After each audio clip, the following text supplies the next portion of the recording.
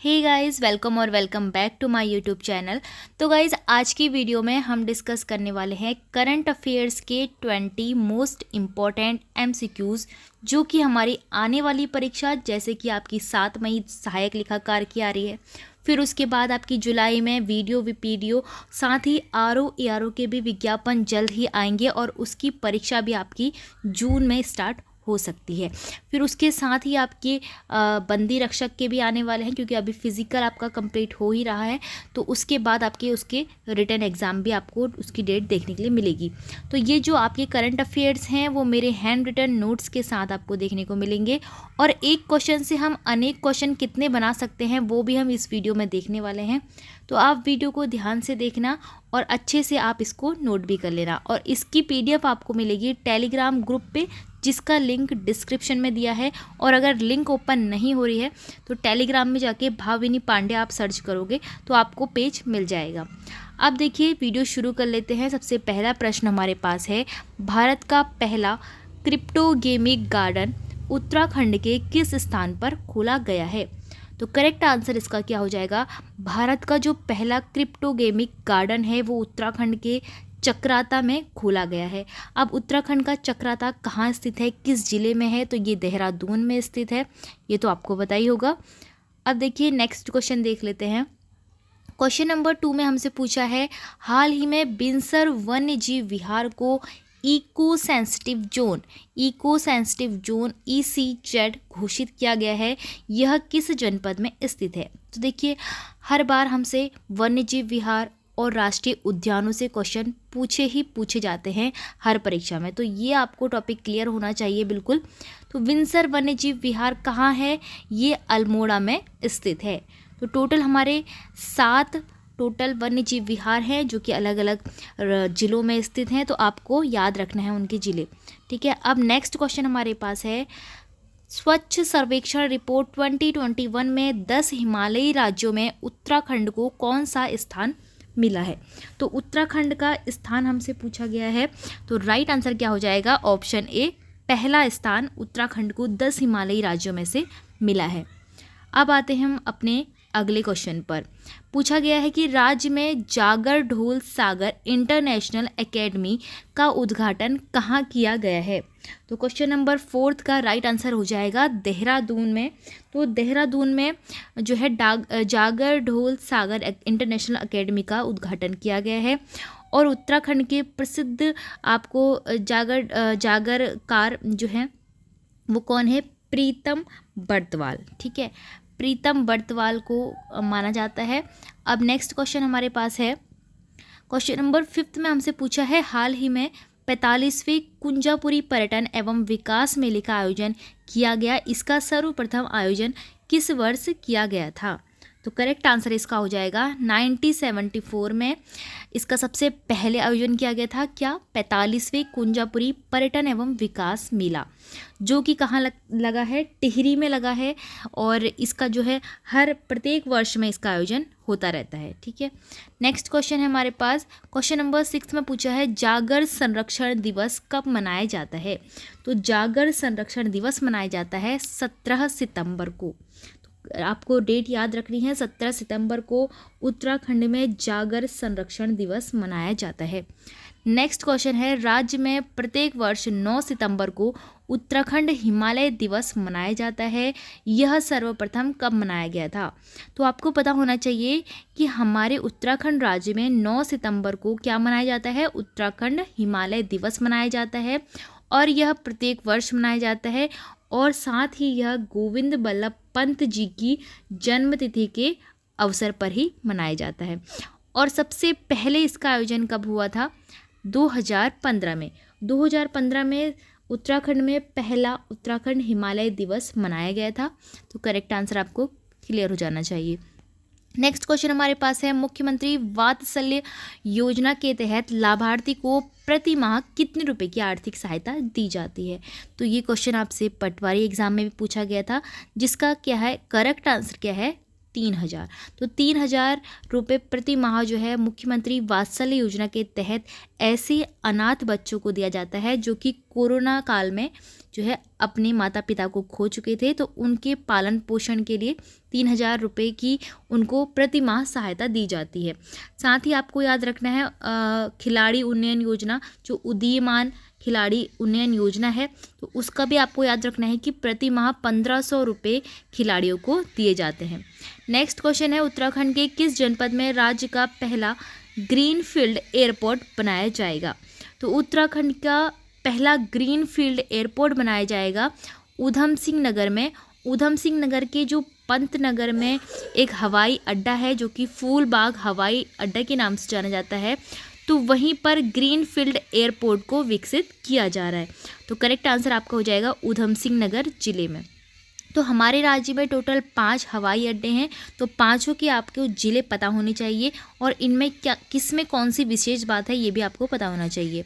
Next question है, उत्तराखंड की पहली ट्रेन चालक बनी है? तो उत्तराखंड की पहली ट्रेन चालक बनी है अंजलि शाह। तो करेक्ट आंसर हो जाएगा ऑप्शन ए। नेक्स्ट क्वेश्चन हमारे पास है, उत्तराखंड की सबसे कम उम्र की महिला जिसने माउंट एवरेस्ट पर राष्ट्रीय ध्वज फहराया।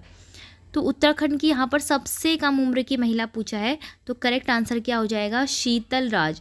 तो शीतल राज उत्तराखंड की पहली सबसे कम उम्र की महिला है जिसने माउंट एवरेस्ट पर राष्ट्रीय ध्वज फहराया है।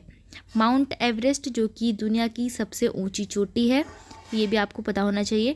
नेक्स्ट क्वेश्चन है, निम्न में से कौन सा कार्टून उत्तराखंड में नशा मुक्ति के खिलाफ लड़ाई के लिए तैयार किया गया है? ऑप्शन हमारे पास है निक्की, टिक्की, दादी या फिर लाठी। तो क्वेश्चन आपका ऑप्शन नंबर डी है लाठी, जो कि उत्तराखंड में नशा मुक्ति के खिलाफ लड़ाई के लिए ये तैयार किया गया एक कार्टून है। तो मुख्यमंत्री जी ने उत्तराखंड में नशा मुक्ति अभियान चलाया है, तो इसीलिए इसके लिए ये कार्टून तैयार किया गया है। अब आगे बढ़ते हैं और नेक्स्ट क्वेश्चन हमारे पास है, हाल ही में ऐतिहासिक गर्तांग गली पर्यटकों के लिए फिर खोली गई कि यह किस जनपद में है? तो गर्तांग गली जो है वो उत्तरकाशी जनपद में है उत्तराखंड के, और ये आपके भारत चीन युद्ध के समय यानी कि 1962 से बंद थी ये गली, और अब इसको पुनः खोल दिया गया है। ठीक है, तो ये ऐतिहासिक गली किसके लिए खोली गई है? उत्तराखंड में आने वाले पर्यटकों के लिए खोली गई है, जो कि कहाँ है? उत्तरकाशी जिले में है। नेक्स्ट क्वेश्चन है, देश का पहला राज्य जिसने भूकंप मोबाइल ऐप का अनावरण किया है? तो उत्तराखंड ही इसका करेक्ट आंसर हो जाएगा। भूकंप मोबाइल ऐप का जो अनावरण किया है वो उत्तराखंड राज्य ने सबसे पहले किया है। अब है नेक्स्ट क्वेश्चन, राज्य के किस स्थान पर राज्य का पहला ग्लास फ्लोर ब्रिज बनाया जाएगा? तो ऑप्शन हमारे पास है और करेक्ट आंसर इसका हो जाएगा आपका ऑप्शन नंबर बी, ऋषिकेश में। तो ऋषिकेश जो कि गढ़वाल मंडल में स्थित है और यहाँ पर राज्य का पहला ग्लास फ्लोर वाला ब्रिज बनाया जाएगा। और अगर हम कुमाऊं मंडल की बात करते हैं तो कुमाऊं मंडल में पिथौरागढ़ जनपद ऐसा है जहाँ मुनस्यारी में क्या बनाया जाएगा? कुमाऊं मंडल का पहला ग्लास फ्लोर ब्रिज बनाया जाएगा। तो ये भी आपको याद रखना है, गढ़वाल और कुमाऊं मंडल दोनों में से किसी से भी आपसे पूछा जा सकता है। नेक्स्ट क्वेश्चन है, हाल ही में उत्तराखंड के किस वन्य जीव विहार को इको सेंसिटिव जोन घोषित किया गया है? तो इससे पहले भी हमने ऐसा ही एक प्रश्न पढ़ा जिसमें बिनसर वन्यजीव विहार के बारे में पूछा गया था, क्योंकि उसको भी उत्तराखंड में इको सेंसिटिव जोन घोषित किया है। तो अब एक और है जिसको कि और भी किया गया है, तो अस्कोट वन्य जीव विहार जो कि किधर है? ये उत्तराखंड के पिथौरागढ़ जिले में स्थित है। और अस्कोट वन्य जीव विहार ऐसा वन्य जीव विहार है जिसमें सबसे अधिक संख्या में कस्तूरी मृगों का संरक्षण किया गया है। तो अस्कोट वन्य जीव विहार इसका करेक्ट आंसर हो जाएगा। और बिनसर वन्य जीव विहार क्या हो जाएगा? इको सेंसिटिव जोन घोषित किया गया है। तो ये दोनों ही करेक्ट आंसर हो जाएंगे। और आपका वन्य जीव विहार, राष्ट्रीय उद्यान, इन सभी से क्वेश्चन पूछे जाते हैं। तो इको सेंसिटिव जोन से इसलिए क्वेश्चन बना है क्योंकि इसको हाल ही में ये घोषित किया गया है। और इको सेंसिटिव जोन का मतलब होता है ऐसा एरिया जहाँ पर जो है मनुष्यों को प्रतिबंध लगा दिया जाता है, वहाँ पर उनके क्रियाकलापों को प्रतिबंध दिया जाता है और वन्य जीव विहार के बाहर जो है बाहर कुछ दूरी तक वहाँ पर मनुष्यों का आवागमन बंद कर दिया जाता है।